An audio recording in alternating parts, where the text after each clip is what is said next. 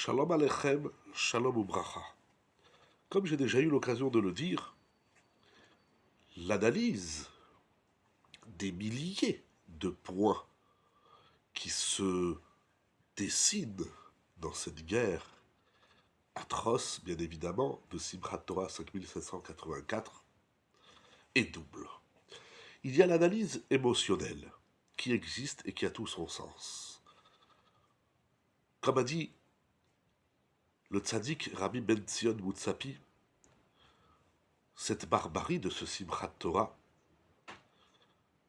ne doit pas nous laisser insensibles au point qu'on ne devrait même pas arriver à dormir la nuit.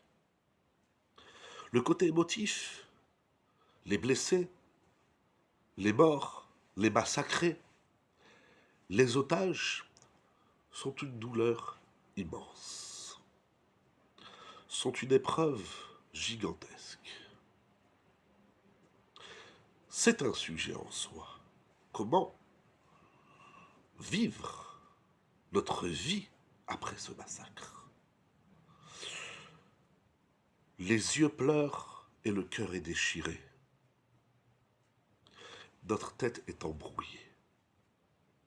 C'est un sujet qui a tout son sens, son poids et sa valeur.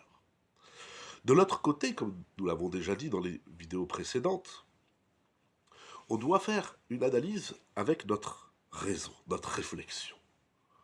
Sinon ce serait dommage tout ce qui se passe pour reprendre une vie comme c'était avant. Il y a de nombreuses réflexions à avoir. Je voudrais aujourd'hui en partager au moins une avec vous, encore un point. Dans cette guerre, comme dans toutes les guerres depuis des décennies, mais peut-être encore plus aujourd'hui, il y a un nombre considérable de ce qu'ils appellent dans les médias les fake news. C'est-à-dire que délibérément, on véhicule du mensonge. Il y a les erreurs médiatiques, mais l'erreur existe dans tous les domaines de la vie, dans toutes les professions. C'est aussi un sujet à étudier. Ce mensonge, qui est donc véhiculé délibérément en âme et conscience, doit nous faire réfléchir. C'est, entre autres, un sujet qu'on doit travailler de manière générale, mais en particulier dans cette période. À notre tour, Emet et Sheker, mensonge et vérité, qui est un sujet fondamental dans notre vie, dans la vie d'un être humain, et en particulier d'un Ben Israël. À notre tour, ne véhiculons pas des mensonges, non pas sur l'information, mais sur la Torah. Comme je disais déjà dans la première vidéo, il faut faire attention à ce qu'on dit. Il faut faire attention à notre façon d'interpréter les événements. Ça peut être du sheker gamour. Il existe le mensonge dans la vie. C'est pas nous qu'on a commencé, c'est vous les terroristes, c'est pas nous les terroristes, etc. Il y a eu une roquette par-ci, il y a eu tant de morts par-là. Ça, c'est les mensonges médiatiques, médiatisés. Il existe le mensonge rouhani, l'interprétation des événements. Il y a l'événement et il y a le sens qu'on donne à cet événement. Il faut faire très attention.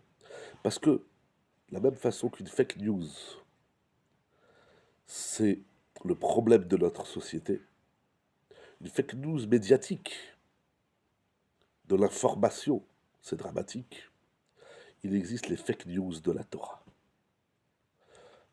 Lorsque nos sages, au traité Sanhedrin, appellent ça « Megale panim batorah shelo ka'alacha », il faut faire très attention comment on interprète. On doit tirer des leçons, des réflexions, des études, mais il ne faut pas dire n'importe quoi. Toutes les informations, celles qu'on peut en tout cas, il y a quand même issu des blessés, des otages, des morts, la façon dont ils sont morts, etc., doit nous faire réfléchir, notamment sur la notion de mensonge et vérité. Il ne faut pas mentir au nom de la Torah. Il ne faut pas dire n'importe quoi. Sinon, on n'est pas mieux que les autres, voire pire, parce qu'ils mentent sur des événements. Mais mentir au nom de la Torah, une fake news spirituelle, une fake news de la Torah, c'est très grave. Et Beth Sheker, c'est un immense sujet de la vie, de la Torah, il faut l'étudier. Il ne faut pas mentir au nom de la vérité. Il ne faut pas mentir pour défendre une cause. Il faut rester dans le Hémet de la Torah. Torat Hémet. La Torah, c'est le Hémet. Hachem, il est Hémet. Dieu est vérité. Si, comme les autres, on ment au nom de Dieu, alors on n'est pas mieux que les autres. Notre force, c'est de dire le Hémet de la Torah. C'est de dire la vérité d'Akadosh Baruch. Yiratson, que tous les otages rentrent sains et saufs chez eux, que tous les blessés et les malades retrouvent leur santé pleine et totale, et que le mérite de ceux qui ont été tués dans la barbarie sur la terre sainte d'Eretz Israël rejaillisse sur tout le peuple d'Israël, et que cette guerre prenne fin tout de suite et maintenant pour la gloire d'Akadosh Baruch Hu Ishtabach Shemo et de son Hémet.